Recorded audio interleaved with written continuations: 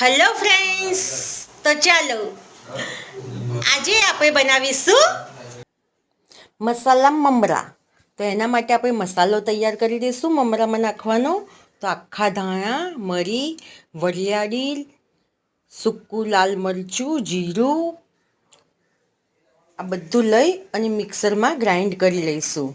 અને તેલ ગરમ કરવા મૂકી 4 પાપડ તળી લીધા છે હું તો 4 પાપડ તળીને સાઈડ પર મૂકી દઈશું. અને પેલો મસાલો પણ તૈયાર કરી દઈશું મિક્સરમાં, બરાબર ગ્રાઇન્ડ કરી લઈશું. પછી એ જ ગરમ તેલમાં સિંગદાણા અને 5 કાજુ ફ્રાય કરી લેવાના. પછી કાઢી લઈ અને થોડુંક તેલ સિંગ તેલ લઈ અને એમાં રાઈ, મીઠો લીમડો અને આ સિંગદાણા એ બધા જ આપણે અંદર એડ કરી દઈશું, બરાબર. અને પછી મમરા એડ કરીશું.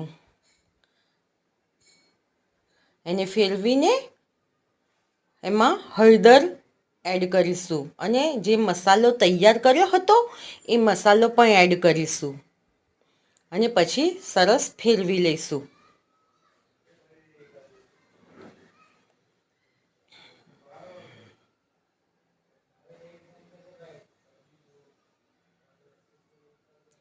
હવે આ લીલા ધાણા અને મીઠો લીમડો કાપીને હું એ અંદર એડ કર્યા છે અને સરસ ફેરવી લઈશું. પછી જે પાપડ આપણે 4 કર્યા હતા એ પણ આપણે આવી રીતે ચૂરો કરીને અંદર એડ કરીશું. મમરા આશરે 300 ગ્રામ જેટલા હશે. હવે આ ફેરવ કરીશું એટલે નીચે ચોંટે પણ ના અને સરસ ક્રિસ્પી મમરા થઈ જાય, બરાબર.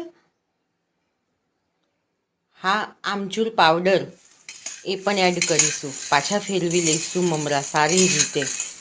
ગેસ એકદમ ધીમો જ રાખીશું. થઈ ગયા આપણા મમરા તૈયાર. કાજુ જે ફ્રાય કર્યા હતા 5 એ પણ ગાર્નિશ કરી લઈશું, બરાબર. બજારને પણ ટક્કર મારે એવા મમરા થઈ ગયા છે તૈયાર. બજારમાંથી મમરા લાવવાનું ભૂલી જશે છોકરાઓ જો આ મમરા ખાઈ લેશે તો.